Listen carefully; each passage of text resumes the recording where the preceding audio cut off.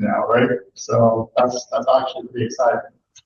But without further ado, we have Kevin Feasel. He's going to be speaking on the basic of speech and natural language. Kevin Feasel is a Microsoft Data Platform MVP and proprietor of Galaxy Services. Am I saying that right? Galaxy Services, LLC, where he specializes in data analytics with TC4 and R, forcing Spark clusters to do his bidding, fighting with Kafka, and pulling rabbits out of hats on demand. He is the lead contributor to Curated SQL, president of the Triangle Area SQL Server User Group, and author of Polybase Revealed, and this is an awesome name, Finding Ghosts in Your Data. That's awesome. And not traveling for presentations. Kevin lives in Raleigh, North Carolina. Thank you very much, Kevin, for coming over here today. That's my pleasure. I'm glad I got the applause at the beginning because we don't know how it's going to be at the end. But Toga's done a great job of introducing me, so here's me. That's enough of me. Let's talk about this talk. So this is going to be about the exact topic, speech and natural language processing. I do want to point out, this is an extremely high level. We are not really going to get into really much in the way of vectors or of semantic search or of generative AI. We are focusing mostly on what we might think of the pre-vector world and getting a understanding of how do natural languages work from the standpoint of a computer scientist. So I am not a linguist. I don't play one on TV. Have never stayed at a Holiday Inn Express, as to my recollection. And therefore, I'm going to discuss linguistics, but I'm not going to pretend that I'm a linguist. That said, we'll talk about some libraries, we'll talk about some processes, we'll see some demos, hopefully have a little bit of fun, and talk briefly about the concept of vectors and how that switch occurred from pre-vectorization to a vectorization-based approach for language processing. So the idea is that we will work with some sentences, we'll work with some concepts, we'll extract out parts of speech and tokenize these particular words. We'll figure out what we can do with named entity recognition and the extraction of concepts from arbitrary strands of text, as well as linking together verbs with their associated nouns, nouns with their associated verbs and adjectives. So the parts of speech and the ways in which they interact together. Do a bit of diagramming. Look at a comparison of a couple of documents and try to understand if we can visualize how different sorts of documents will differ. And that's the idea of what I want to do in today's talk. So if there are any questions throughout, please do feel free to shout them out at any point in time. I'm happy to take questions whenever. But I want to talk first about the fact that words are hard. Language is tough. It's a difficult thing. And yet it's a thing that we deal with on a daily basis, at least most of us. Some of us can subsist on communication via grunts. And I'm pretty good at that. Most of the day I can just get away with grunting, growling, and that's enough to help people understand most of what they need when they're working with me. But every once in a while we have to put together coherent words in a way that makes some level of sense. And it's not just when we're talking to other people, but there are plenty of tasks that are going to be relevant to this, like taking structured information out of unstructured text. So if I have a series of papers and I want to summarize these, I want to categorize these, I want to extract out who were the authors, what were the main concepts. Oh, that wasn't me. Okay, good. We have the same ringtone. So making sure that we can understand what the major topics are, or automating processes, searching within documents. These are things that are very common in the computer science world, in the business world, and they're tough. It's not an easy task. So in order to perform these tasks, we need to be able to parse and extract information from text. We need to be able to take general instruction and apply that to arbitrary language. And one of the classic approaches to this problem is sentence diagramming. So there is the Reed-Kellogg system, which if you grew up at a certain point in time, you probably had to learn. I am a little bit too young for that, not by too much. I had a different system for diagramming, but we have a sentence. The dog brought me his old ball in the morning. And we can understand as native speakers of English, easy for me to say, how this phrase comes together, what it means, who the his is, how the old ball is relates to the dog. And if I were to ask you to diagram this, if I were to ask you to give me a way of piecing together the relevant pieces of information, we would start with the noun. The noun in this sentence is dog. This is our direct object, or excuse me, this is our subject. So subject noun. And the verb that acts upon the subject noun. So brought, so main predicate verb. From there, we would look for the direct object. So this is the thing that the subject is affecting, the ball. And then we have indirect objects. So me. I have received the ball. I am the third wheel on this, so to speak. And then we add prepositional phrases. Those are related to the verb. So again, indirect objects relate off of the verb. Prepositional phrases tend to relate off of the verb. And we have direct articles, the. We have pronouns, his. We have adjectives, old. These are things that modify ball. The dog, meaning there is only one dog, as opposed to a dog, which could be one of many.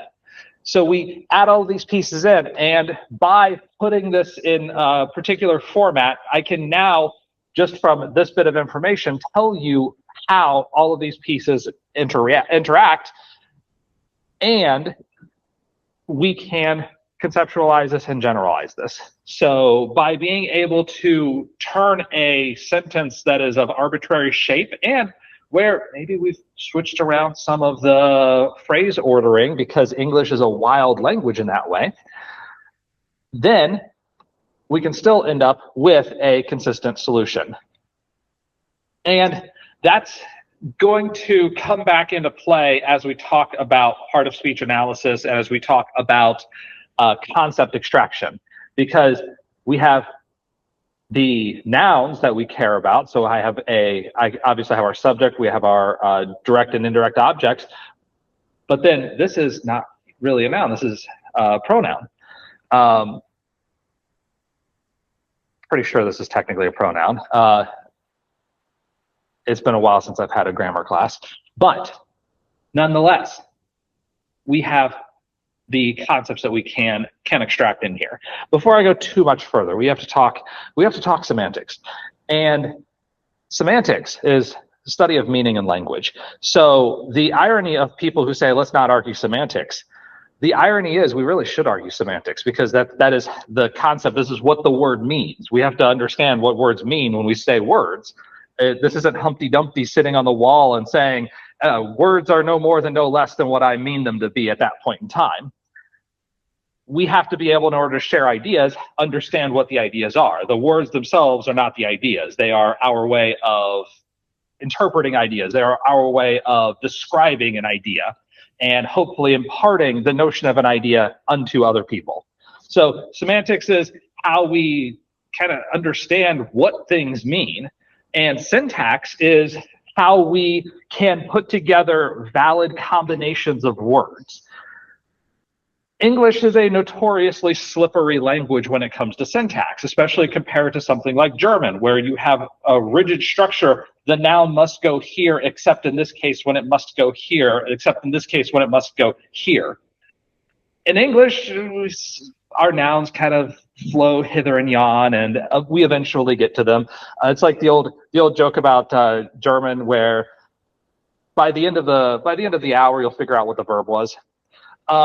Because verbs can go either second position, final position, sometimes first position, depending on the part of the sentence that you're in. Morphemes are the base unit of a word. In other words, to run. Run is a morpheme. There are plenty of variations off of our morpheme. Running, ran, runs, runner. All of these things are built off of that base of run. Why this is important is two sentences that involve the he is running to the store, he ran to the store. Those are, yeah, obviously the tense is different, but the concept is the same. You have a person going to the store. So if we look strictly at a regular expression that is trying to parse out sections of a sentence and extract meaning that way, that ends up being very fragile because running, ran, runs, all of those have the same semantic meaning to us at the end of the day. And we would want to bundle all of those sentences together. But because they have different forms, they have different inflections, they have different tenses, it might fail our regular expression. So we get to the morpheme. We get to the base of the word. And now, if I use only morphemes, if I combine only morphemes, he run to the store. Then these are now exact matches. It ends up being a simpler problem for us to try to solve. Obviously, it's not syntactically correct, but from the standpoint of understanding a concept, having a computer understand a concept, that syntax is less important than the structure or the semantics. And then we have morphology. So this is the study of word formation. This is how we add on all of those special little prefixes and gerunds and everything to make the forms of run into what we understand and can relate to provide information about the time, information about the object or the actor or the intention that we're putting on the word. And then we even have pragmatics, so context, how it influences meaning. This is our speaker intent. This is what I imply when I say a runner. Or social cues, shared knowledge. My favorite joke in German, there are at least two jokes in German. This is my favorite one. So, ich bin ein Esel, Friedrich der Zweite. So the joke of this goes that Frederick the Great, otherwise known as Frederick II or Friedrich der Zweite, was very well known for his dinner parties. And he would bring all of these philosophers. He would bring the great thinkers of France and of Prussia and wherever they could find them, France and Prussia at that point, honestly. He would bring the French people in, he would have his own Prussian people, and everywhere else was barbarians. But nonetheless, one night, he has a philosopher, and he asked the philosopher to talk about some topic, and he didn't like the answer that he got from the philosopher. So he wrote down this bit of this statement right here and forced the philosopher, you must read this out loud, because at the end of the day, he was still a despot. When he tells you read a sentence out loud, you read the sentence out loud. So he signed this thing. Literally reads, I am a donkey. Has the same implication in English of donkey and vulgar word that it's not going to go on the recording. Signed Frederick II. But in German, this reads two ways. Number one is, I am a donkey, signed Frederick II. Second, I am a donkey, Frederick is the second one. So I may be a donkey, but so is he. And that is the crux of one of the two or three jokes in German. Okay, more concepts. So semiotics.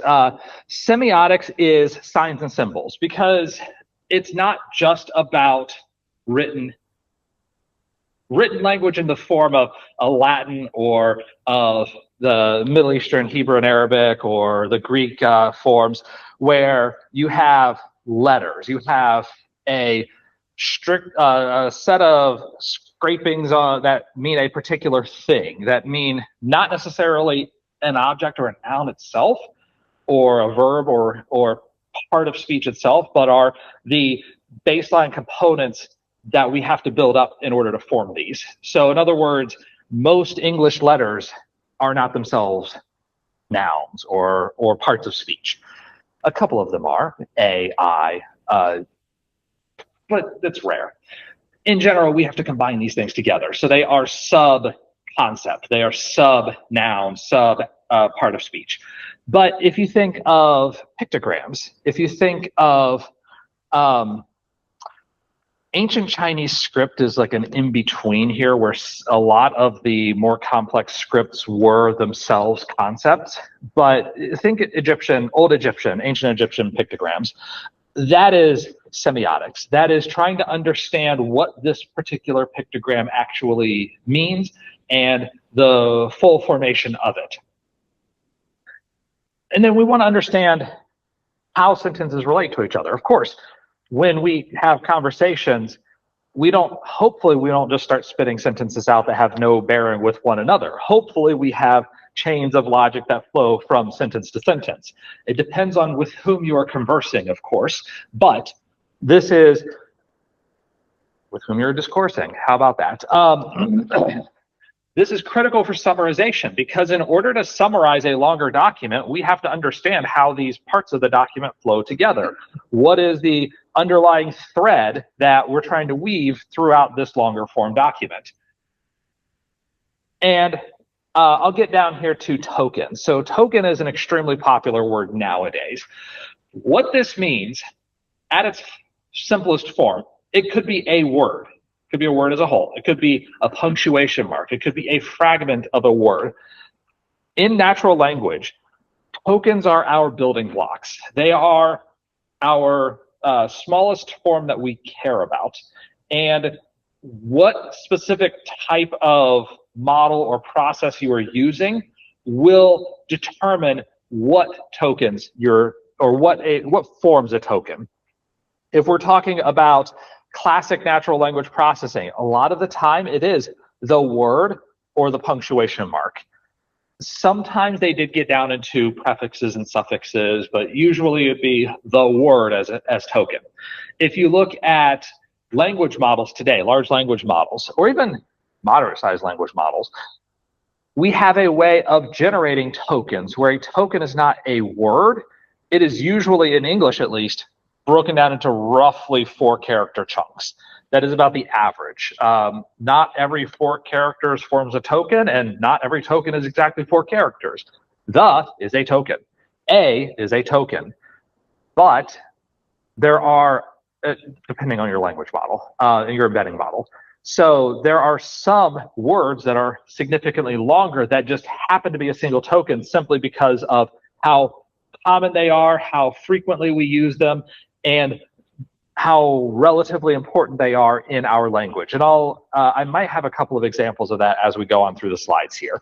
But I did want to make mention of that early on because when we do talk about tokens for most of the night, we are going to focus, it'll mostly be at that word level as opposed to the few characters that form a token for text embedding ADA 003 or 003 large or whatever. And then parts of speech. So these are the grammatical labels that we apply to words or tokens.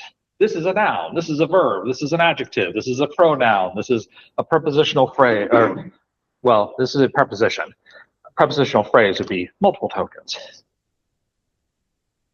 A lot of concept, a lot of things that had to slam down your throat early on here, but now with that basis, we can get into what natural language processing itself is. And this is a field in computer science. It's a field within artificial intelligence. And the goal is to recognize and analyze text and speech. And there are plenty of ways to do this. It is not simply use large language model, it will automatically work. There's a lot of research behind the concepts, and there are, I would say there are still good reasons why you might want to use things other than large language models for natural language processing. There's still some good active research in here. Many fewer reasons than 15 years ago when we didn't have large language models, but still some pretty solid, interesting stuff going on in the fields of computational linguistics. Now, rule-based modeling of human languages This is something that is a lot less popular today than it was before, simply because humans don't do a good job of following rules, unless you're German. In which case, the Duden will tell you exactly how you must speak, and then everybody will speak that way. It's fine. Everything's great. But for most languages, where you don't have a central academy telling you exactly how the language should be, and frankly, even when you do, if you've ever been to France or Germany, you will find dialects are real, and depending on the region, the dialect is still king. If you go to southwestern Germany, you will find people who speak Swabian or Badisch. Actually, I don't even know what the English translation is. Süddeutsch is kind of the spread of like Bayerisch and Badisch and Schwäbisch, but I guess in English we would just still call it Baden. But anyhow, you will find people who will still speak in those dialects, even though there is an official, this is how we speak in Germany. This is the Duden. This is the organization whose job it is to put out a book that tells you exactly how you are supposed to use these words in this way. The French Academy has their own version of this. And despite that, people will do what they do. So we've moved in a lot of ways towards statistical modeling, trying to understand based off of frequency, trying to base off of how people have used words in other sentences, and gone into machine learning and deep learning. And this has been an area where we've seen a lot more popularity because of a paper that came out at this point 13 years ago that I'll touch on at the very end. So as my quick warning, this is a repetition of my quick warning, but this is now in writing. Modern NLP is very heavily based off of deep learning techniques. It is very heavily based off of what we now call large language models. We're not going to get into that level of detail in this talk tonight. This really is a beginner level. I'm trying to get you to the point where you can understand why we went in a particular direction and then be able to get into some of the papers that form the basis of modern natural language processing. Okay, all that said, why do we actually care? What is interesting to us about this? And one very common use case for natural language processing is sentiment analysis. I want to understand the emotions behind a block of text. Now, as computer science people, we have turned sentiment analysis into a binary yes or no, a binary good or bad. But at its core, sentiment analysis is about extracting emotion or emotional understanding from a text and can be a lot fuzzier than just yes or no. But because we like binary, yes or no, that ends up being sentiment analysis. This is a positive sentiment. This is a negative sentiment. Like we can't have nuance. I just want yes or no so I can add up my numbers. There's a management joke in there somewhere as well. So topic modeling, this is another very good use case for natural language. This is where I'm going to find in a set of documents what are the common themes, not necessarily how I might categorize these, but what are the concepts that continue to come up throughout these documents. Machine translation, we've seen several steps forward in this from modern language models. Translating a document from one language into another. It is still not as good as humans. A professional translator will still do a better job than a machine translator, but this is a lot better than like Babelfish from 2008. We have extractive summarization. Give me the most important snippet from this. Give me the graph that I want to have in 5 times the font size, the 4 words, 5 words that are really going to draw somebody's attention, and that they have to be in the document. By contrast, abstractive summarization is where I want to understand the concept, but you can use words that did not appear in the document itself. So if the document itself is about an athlete, even if the document does not use the word athlete, our abstractive summarization could use that word and would still be valid. Extractive summarization may only use the words that are in the document itself. That's the difference. They are 2 completely different subgenres of natural language processing, and they have their own separate sets of rules. As we go through this, there are some major challenges.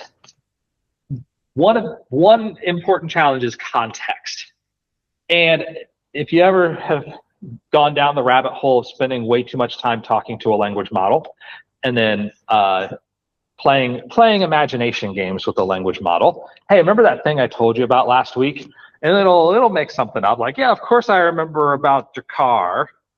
And context here is incredibly important. It is obviously what that thing was. We don't refer to in the text itself. So we have the subtext, we have the context, we have the substance that is necessary in order to make sense of the text. We also have ambiguity in terms, which is I will give you my favorite sentence in the English language. I already have given you my favorite German joke. I will give you my favorite English sentence.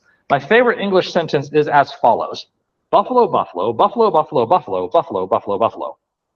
That is a perfectly valid sentence in English. And you may say, that's silly, it's absurd. But bison from upstate New York bully other bison from upstate New York, who themselves bully yet other upstate New York bison. That is what that sentence means.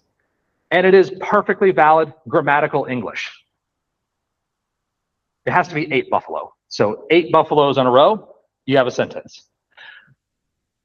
But there are 3 different ways in which we are using the word buffalo.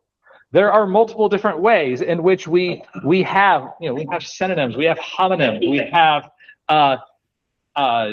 variations like bear. We have even things that are not even phonemes but are homonyms. Bow and bow, we spell them the same way. They mean very different things. Bow and bow mean very different things, as in the bow of a ship versus to take a bow. Very different things, and yet, as humans, with enough context, we can understand what people are talking about. Was there a question? Dude. Okay, exactly. I get you. There's also ambiguity in meaning. That's just around the corner. Now, is this just around the corner in terms of like literally walk around the corner here, or is it just around the corner as in it's like 2.5 miles that way? Depending on how rural you are, around the corner can be a much longer distance. That could be like the next traffic light 3 miles this way. Sarcasm and irony, historically very difficult problems for things like sentiment analysis.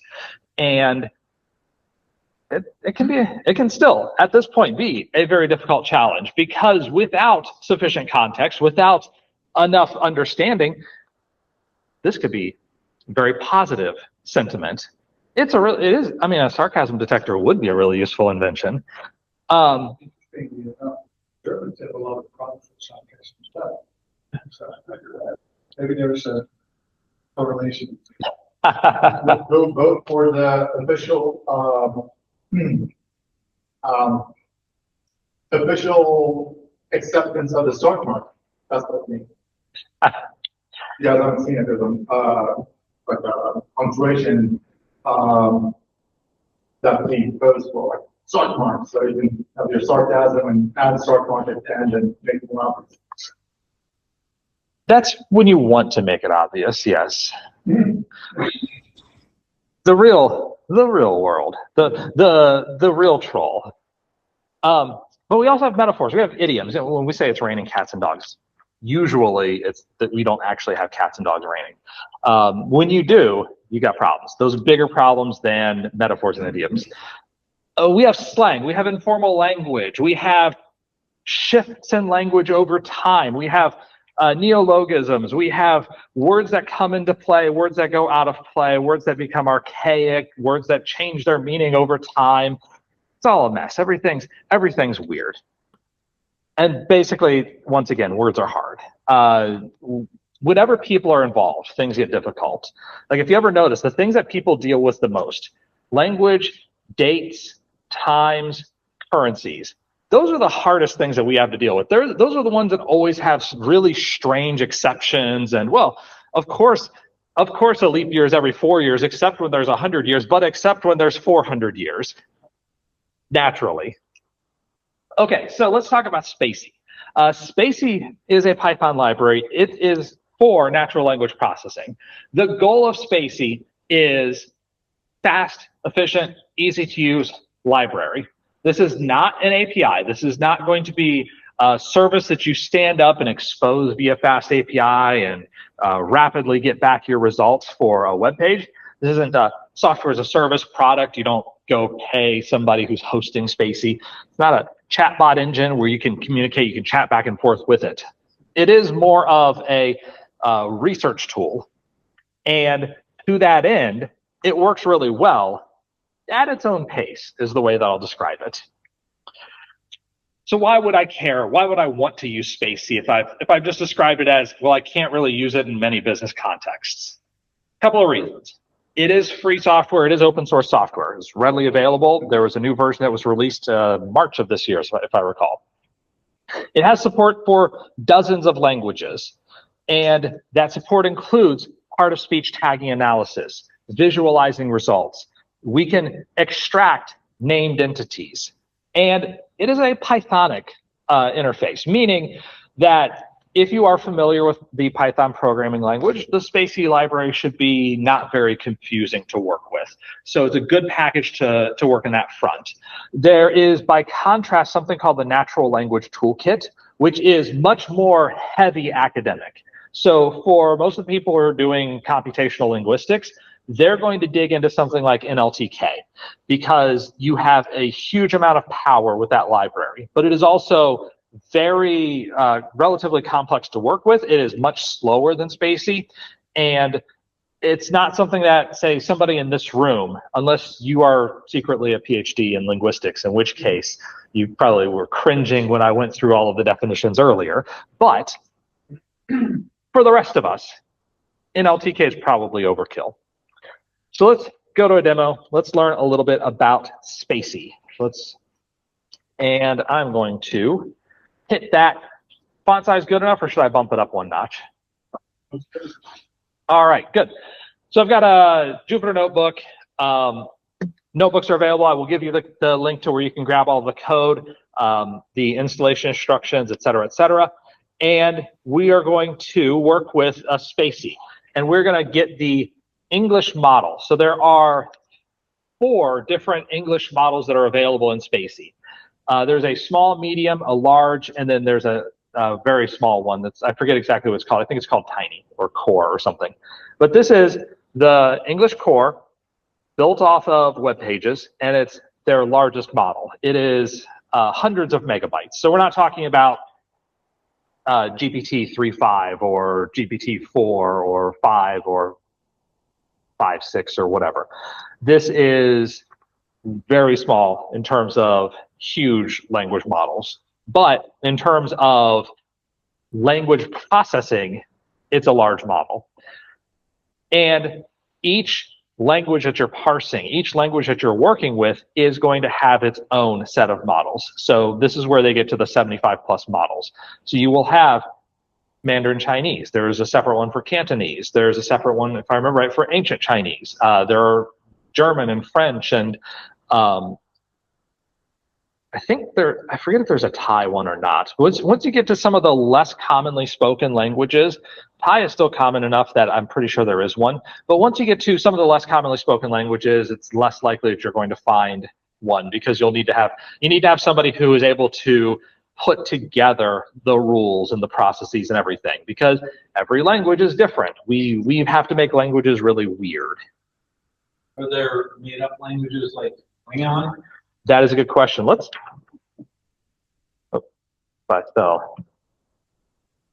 There we go. Let's see which languages, spaCy languages. It helps if I spell languages right. But models and languages. Let's find out. What do we got? These all look like no. I don't think they have anything like Klingon or Tolkien Elvish. I don't know, maybe I think multi-language is really for entity recognition. So sadly, no, but we can use Azerbaijani. Wait, hang on. Nope. I actually thought maybe somebody would have done Klingon. So you can see the languages. There are a series of languages in here that do not have any kind of spaCy support. If you want to use like Pi or Vietnamese or something, you do need to have certain dependencies to tokenize. But yeah, you can see all of the information on these various languages. So if you are working with Japanese, with Korean, the tokenization process is going to be different, and it'll be a little bit more complex than what I'm showing here for English. English, thankfully, is kind of core baseline example.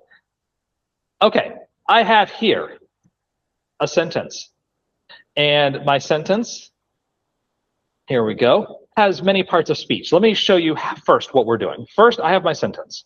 It's just a regular sentence. Then I'm calling the NLP function. The NLP function comes from spaCy. So I've loaded my large English language model as NLP. And then if I call that function, the function of this, passing it in my sentence and create a document from that, then I can see that the document is made up of a series of tokens. And for each token, I have the actual text of the statement. I have the part of speech, POS. I have the token tag. So this is, I remember it's like a determined, I forget what the D stands for, but it is,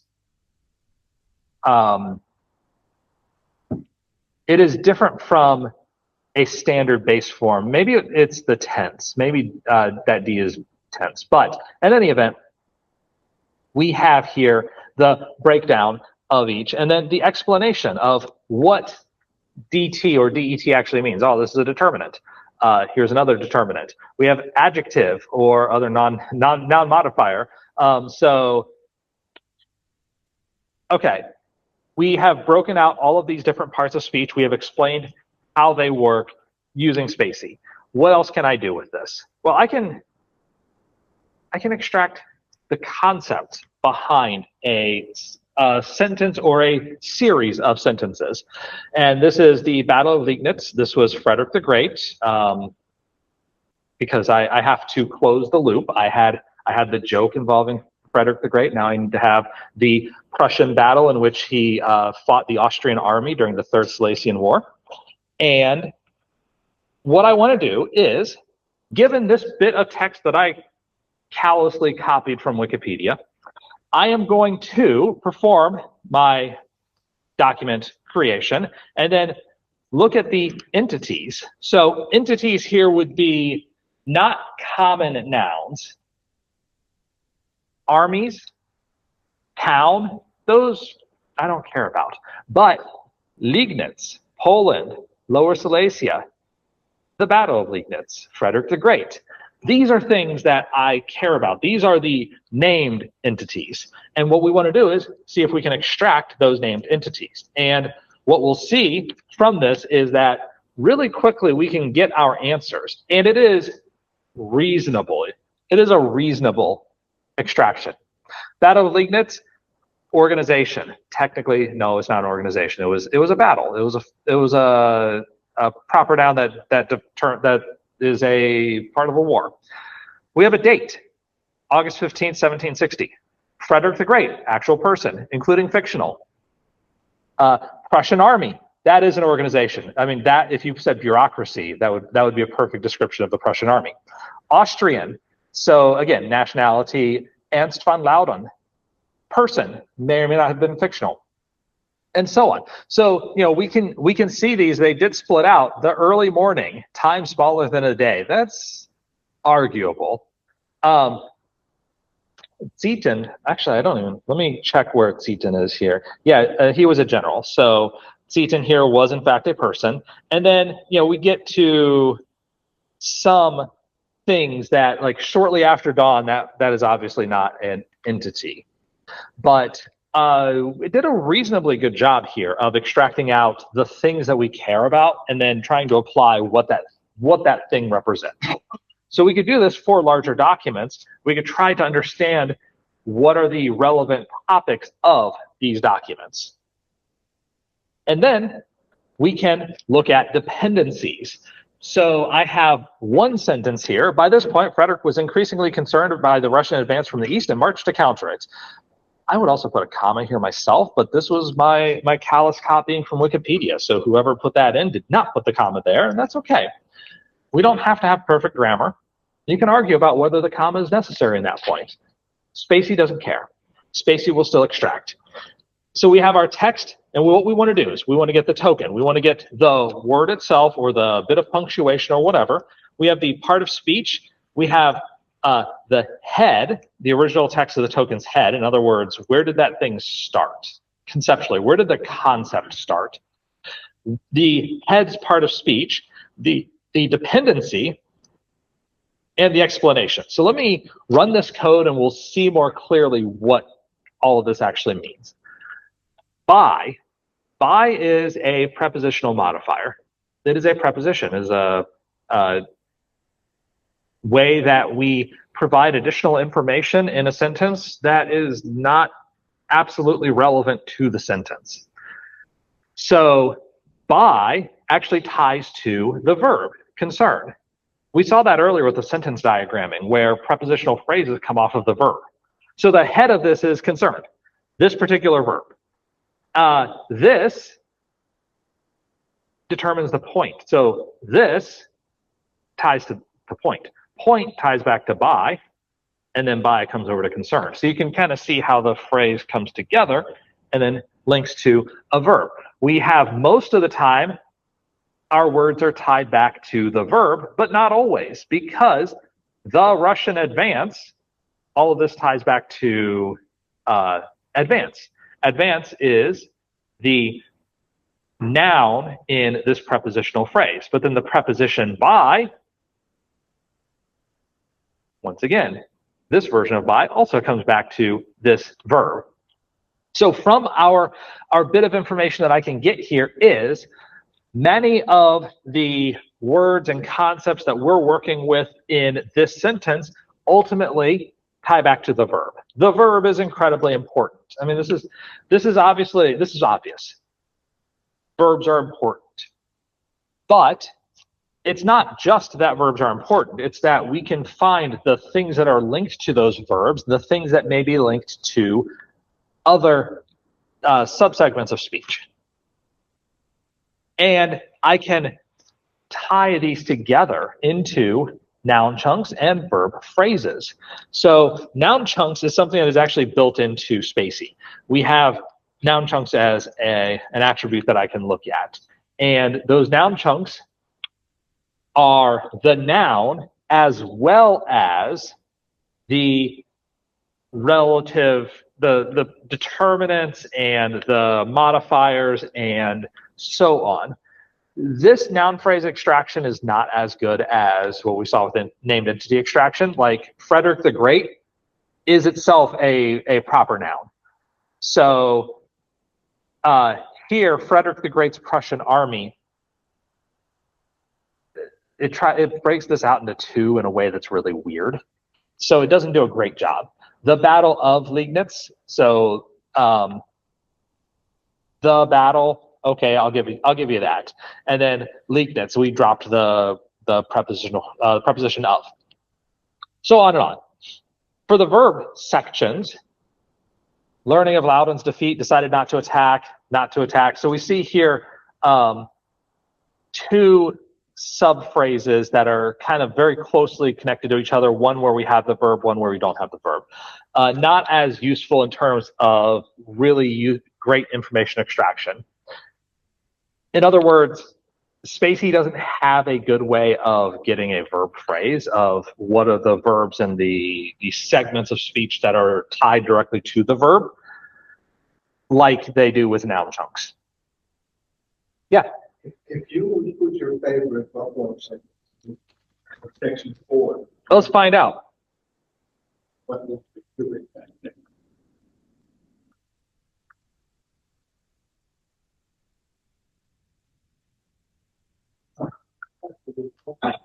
that's what. It sure seems like I'm a Bills fan, so I type it a lot. Yeah, it doesn't do a great job of understanding that this is in fact that this is a proper noun. Yeah, it is technically a proper noun. And then the second one is not a proper noun because that is just the name for a bison. And this is the verb. So this is a verb. This is not a proper noun. So not a huge fan of the way it extracted that. spaCy needs some help in that regard. Unfortunate. Sad but true. All right. Visualizing. There is a sub-library of spaCy called displaCy. And if you have displaCy installed, it does require a visualization library locally as well. But if you do have that, you can show your dependency trees. So you can't get that same Reed Kellogg style of sentence diagramming. That's not built into spaCy itself. But you have the same concept where this prepositional phrase ties back to verbs, and we have the subject I is a pronoun. We have evening, which is a noun, and that ties compound Tuesday evening. Modifier, so this is an adjectival modifier, a normal Tuesday evening, and then otherwise normal, so this is an adverbial modifier, so otherwise the adverb applies on this adjective. One is a numerical modifier. On is our prepositional phrase, so prepositional object, and that's the whole thing. This is the object related to this preposition. So you can kind of see how we're able to take the parts of speech, tie them together, and this is a way of allowing us to visualize it just a little bit better. Now you can see for what is not a particularly long sentence, we have it takes quite a bit of scrolling, and there's quite a bit going on in here. So this is not something you necessarily would diagram quite often, a lot of the time, but for a particular sentence, it may be interesting to dig into, especially if it's a sentence that is somewhat complex, as long as the person did put it in grammatically correctly. Okay, so that was basics of spaCy. Let me go back. We're going to talk just a little bit about NTLK, and then we'll get into a little bit on linguistics. We'll see another demo, and then talk briefly about tags and moving into vectors. So NLTK, the Natural Language Toolkit. This is another open source Python library. Like I mentioned before, this is something that is going to be more for researchers. This is the ability to play with natural language. And this is my kind way of saying it's really slow. So if you're more into research, you're going to use NLTK. It has a much more complex API. It has a lot more capability, but it is going to be much more difficult to learn. It is not as natively Pythonic. It's, if I remember right, it was a translation from another language, an older language. I forget which one, but they translated it into Python a while ago and kind of moved in that direction. So this is where, if you are in a linguistics course, you're probably going to use an LTK because of the capabilities that it has over spaCy. I've used spaCy mostly because I'm not a researcher. I don't have the time to mess around with all of that. And spaCy usually gets enough of the job done for brief language understanding, part of speech tagging and that kind of thing, that I don't need to go to the more complex toolkit. But if you are doing exploratory analysis or linguistic research, NLTK is probably where you're going to navigate toward. All right, linguistics. Do you actually need a linguistics background to do all of this stuff? It helps, but you don't need one. Like I admitted up front, I don't have one. I do not have a background in linguistics. And I think that is a little bit of a loss. I think that there is value in having understanding of natural language outside of the particular blinders that we put ourselves into in the computer science world. And to that end, if you do understand phonemes and semantics and semiotics, if you have had courses on those topics or have read books on the topics, I think it does help. It at least helps you ground your understanding of the tools, of the capabilities in why this is the case, versus this is what works because I know that it works because other people have used it because it works. Sometimes that's reasonable. It's like, it's good enough. I don't understand the why. I'm just a technician, versus the person who's understanding the why behind it. So you don't need a PhD in linguistics. You don't need formal training in the field to understand this stuff. But there are some good things that I could recommend, and I've got a couple of examples here. You're welcome. I'll give you the link to the slides later on. There are some good, this is actually a pretty decent textbook if you're interested in digging in. But yeah, there are free courses on linguistics. You can go as deeply as you'd like on the topic. If you do decide to go down that rabbit hole, what I will warn you is this is an extremely broad field, because not only do you have English as a language and the concept of language, but given the variety of different formats, styles, functions of languages across the world, there are a good number of subfields that you can really get down a rabbit hole into. That's probably not going to be helpful for getting a better understanding of natural language processing.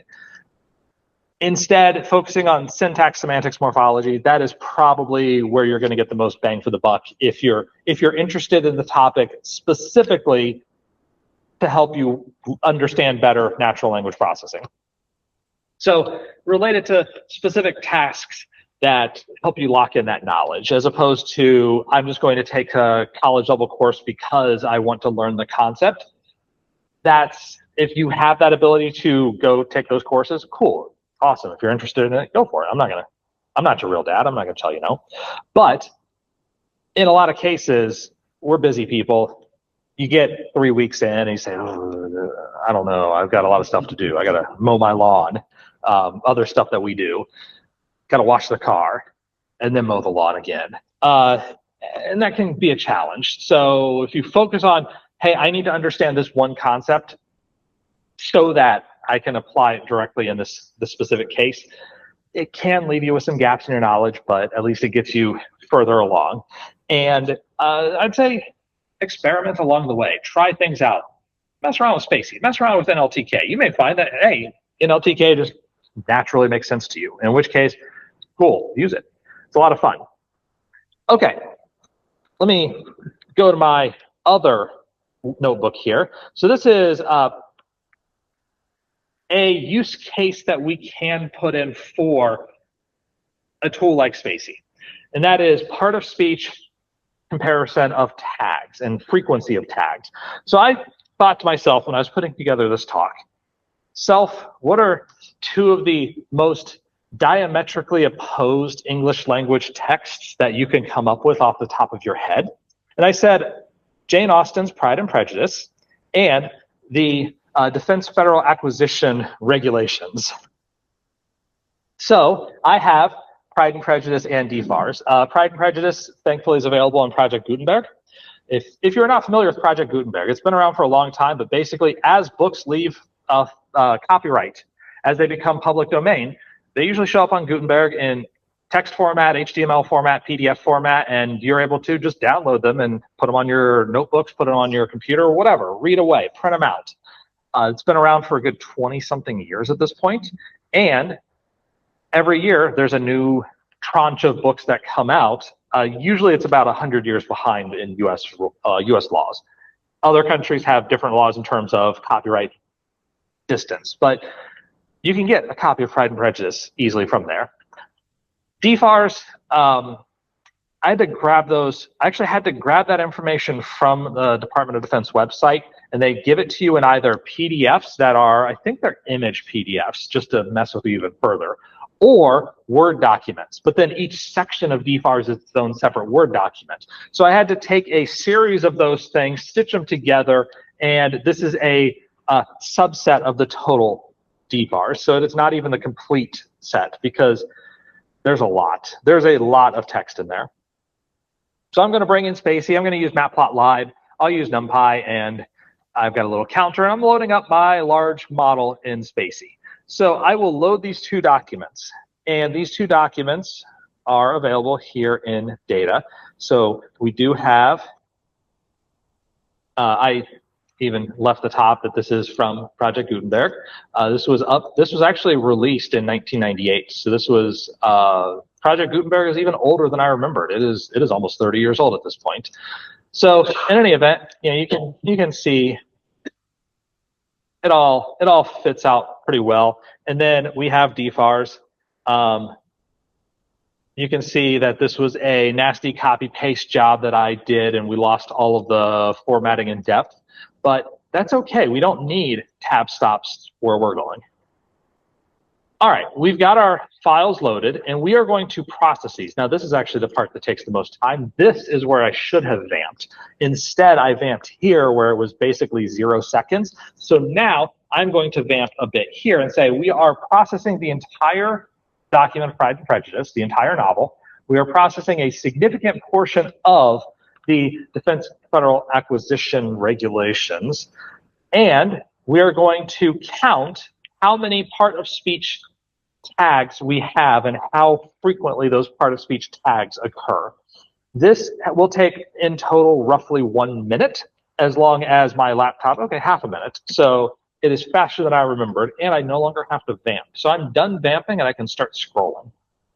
But what we have is, for Pride and Prejudice, for dvars, we have essentially an array of the token part of speech and the number of times that part of speech showed up. And we are going to get all of the keys, so get every type of part of speech that we have and put those into a sorted set. We will then grab all of the Pride and Prejudice frequencies, all of the dvars frequencies, and we will plot this on a line graph. We're going to print this out here. And what we have is, in orange dvars, in blue Pride and Prejudice. It may not shock you, but there are more adjectives in a novel than there are in federal acquisition regulations. Adverbs, incredibly uncommon in federal acquisition, in bureaucratic writing, much more common in a novel. Nouns, very common. So 25,000 or so nouns in here. Punctuation marks, actually more in the novel, but that could be just as much because it was stripping out all of the subsegments and that kind of stuff. So verbs, fewer verbs versus what we have in the novel, and so on. So just, what's that? This one? Oh, pronouns. Yep. Yeah, I, he, she, yeah, versus in this. Interjections, whoa, wow, huh. Uncommon in bureaucratic writing. Probably should be more common. It'd be more like a comic book. I think more people would read it. Just based off of this, we can see that there is a stylistic difference between these two styles of writing. And obviously, I picked two things that are diametrically opposed in terms of how we think about writing. But this isn't the only way that we can think about a comparison between documents. There are ways of calculating lexical diversity, sentence length, and Flesch-Kincaid grade level. So lexical diversity is essentially how many unique words show up in the document and divide that by the total number of words. So in other words, what percentage of words are unique in this document? The higher this lexical diversity, the fewer repetitions of words that we have, and technically the more complex it is. The average sentence length in terms of characters. So how many characters do we have in our average sentence? And then Flesch-Kincaid grade level, this is actually an estimation. This is the actual calculation is a little bit different, but it requires that you count the number of syllables in words. And we are estimating syllable counts using this. So this is not 100% accurate, but it's okay. It works well enough. And if you're not familiar with what this is, if you've used Microsoft Word back in the day when it would give you the calculations like this is on the 12th grade level, this is what they're using. They're using Flesch-Kincaid. This is also what newspapers would use to ensure that you're writing at the level that the newspaper wants. There are some newspapers that would focus on 12th grade level. There were some that would focus on 4th grade level. A lot of newspapers really focused on that 4th to 6th grade level. And some of the higher end newspapers would go up to 10th to 12th grade level. That's why if you go and read like a New York Times article from the 70s versus a USA Today article from the 70s, same concept, very different style of writing. Could be the same author even, but because this periodical really was written at about a 4th grade level, and I do not mean that as an insult. Literally, they wanted this at a 4th grade level so that people could easily read it. This article would have to be at a 10th to 12th grade level. This is how we calculate it using the Flesch-Kincaid formula. So if I calculate that, I have a simple text here. This is a sample text to demonstrate difficulty estimation. The lexical diversity is 100%. I do not repeat a word in this entire document. The average sentence length is 59 characters. There's only one sentence, so it's easy enough. Flesch-Kincaid grade level is approximately 10th grade level. So this is approximately what a 10th grader could read. If you give this to a 6th grader, you would expect that that person may have difficulty reading this. If we run this on Pride and Prejudice, we have lexical diversity of about 5%. 5% of the words in the novel are unique. Let me go back here to the exact calculation. So we have the number of tokens, we have the set of unique words, we have the length of unique words divided by the length of tokens. So 5% of the words are unique. Nice way of saying we have a lot of repetition. Average sentence length is about 124 characters, and the estimated grade level is about a 10th grade. This is about a 10th grade reading level, which I think is reasonably fair. If we look at DFARS, the lexical diversity is about 6%, slightly higher. Average sentence length is a good 50 characters longer. The grade level is approximately 16th grade. Which, yeah, if you think about that, like, yeah, college graduate, roughly.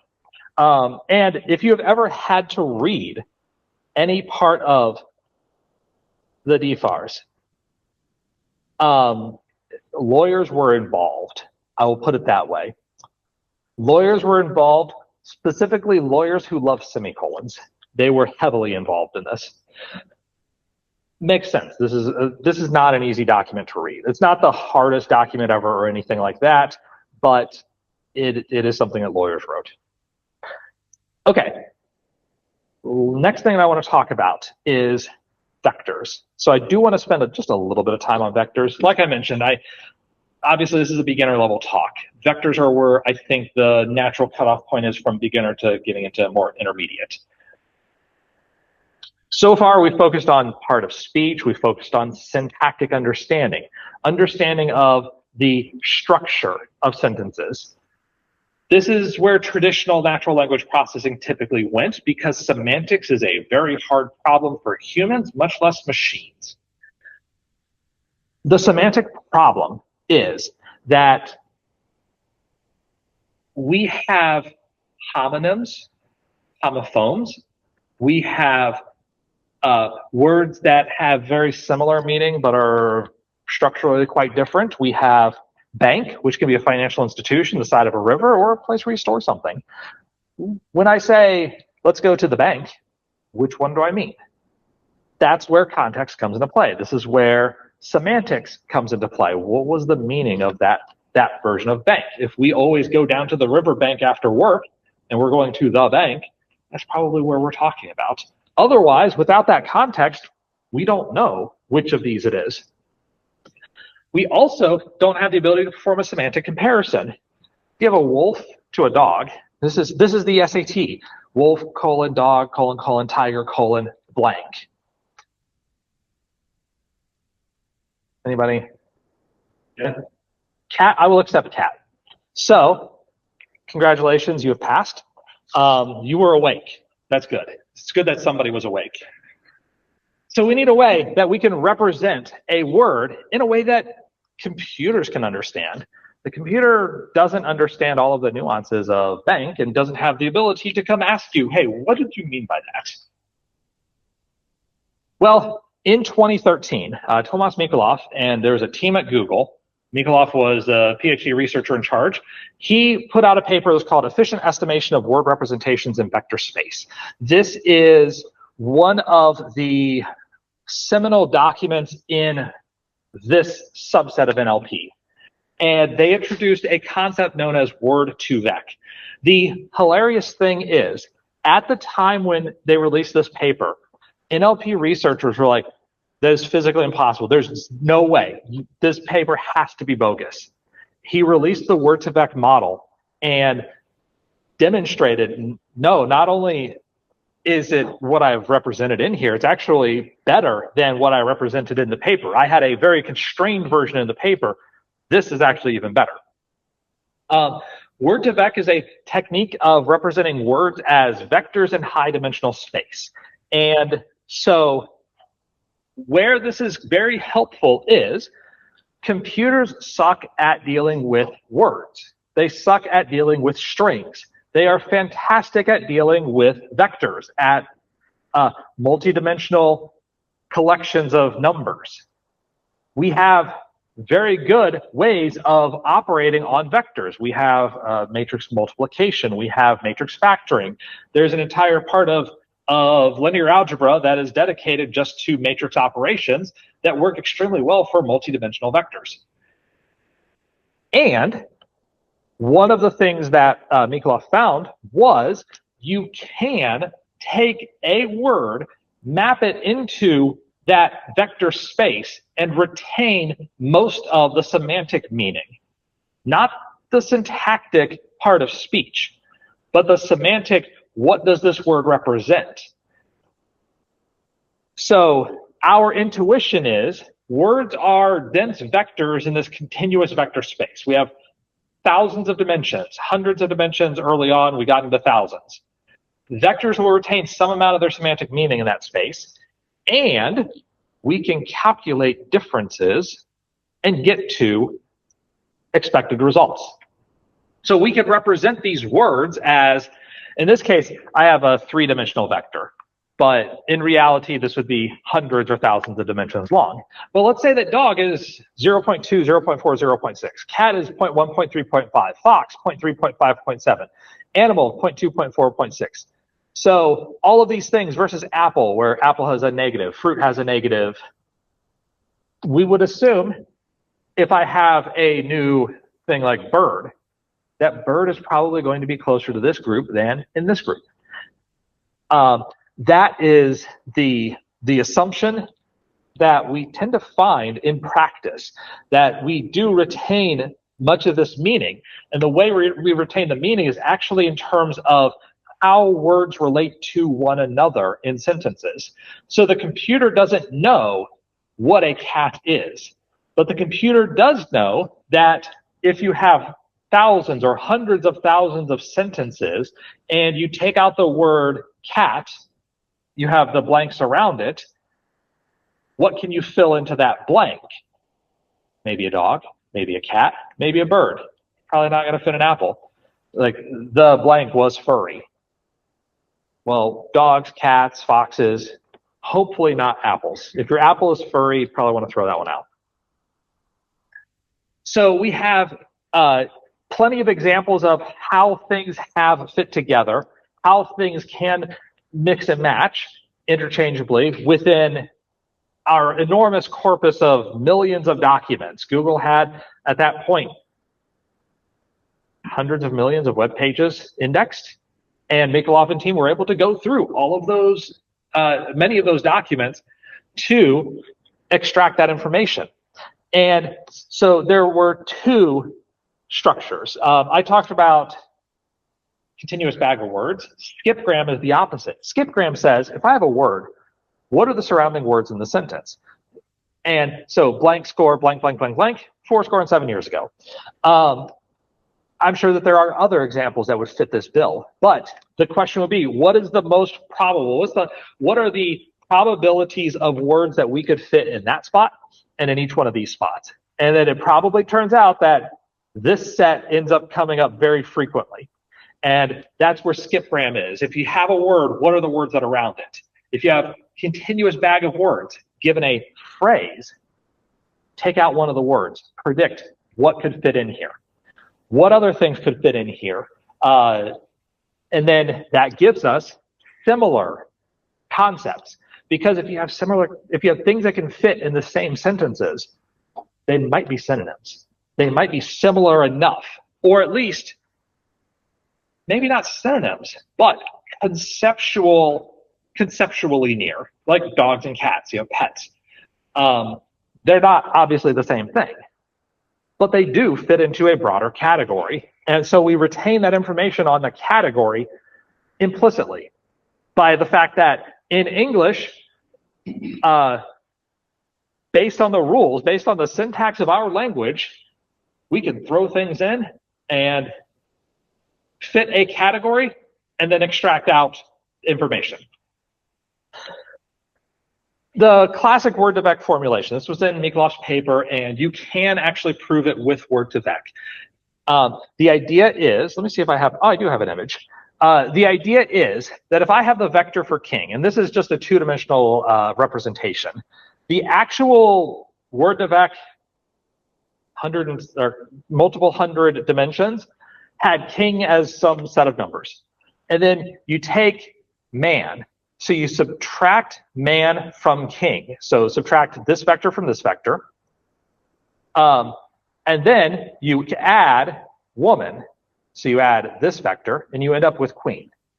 So by doing the mathematical operations of vector subtraction, vector addition, you can end up with new words that are in that semantic space. And what that does is it tells you not only do I have similarity near in a cluster, but that I can have conceptual similarity apply across the space so that I can look at antonyms. I can look at opposites. I can look at new concepts where king and queen do not need to be close to each other in vector space for me still to go from one to the other. And that was one of the great examples that came out of word2vec that worked extremely well. One of the reasons why we remember word2vec. This really did shock the community. Like I said, at first, a lot of the researchers said, this is literally impossible. There's no way. This has to be fake. You have to have been faking it. And the model came out and absolutely proved them wrong. So since then, we have seen embedding techniques. We've seen Glove. We've seen fast text. We've seen BERT. There are still variants of BERT that are coming out. We've seen so many other classes of model built up over these years, different types of models, attention-based models, decoder encoder-based models. We have a variety of language models that we work with, not just the type that have formed, say, the GPT series or Opus or Gemini or whatever you're working with today, but other architectures of language solution that maybe are focused on more specific types of problems, like classification problems using T5 or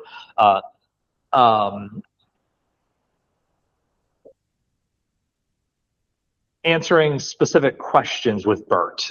There are a variety of specific models for specific use cases. Now, how do I get to vector world? How do I translate data from human readable text into vector land? And that is through an embedding. The embedding is just a learned vector representation. This is our mapping. We have our input concepts, and we need to break that concept into a series of tokens.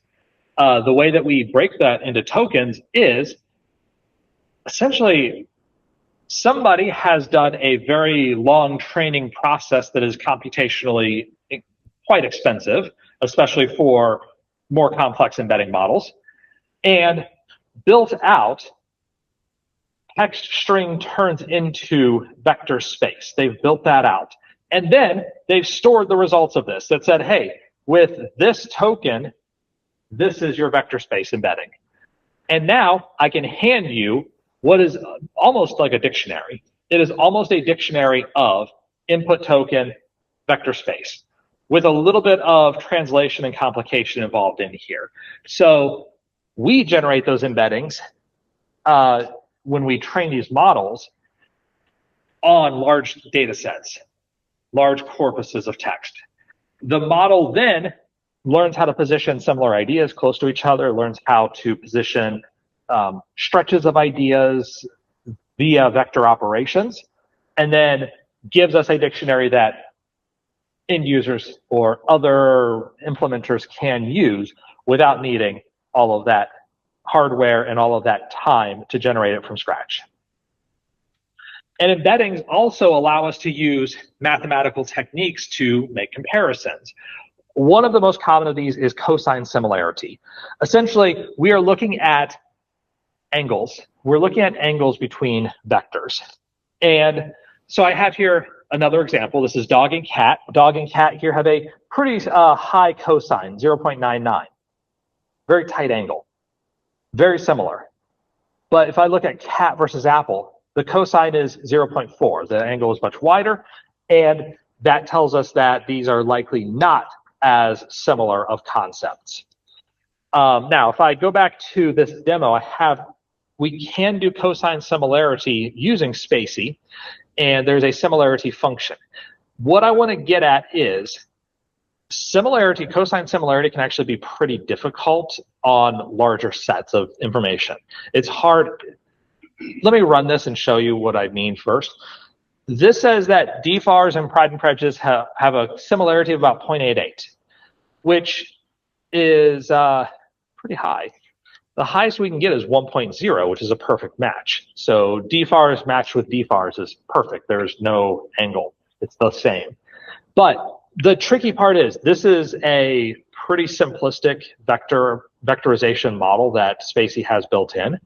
And we're throwing a lot of words at it.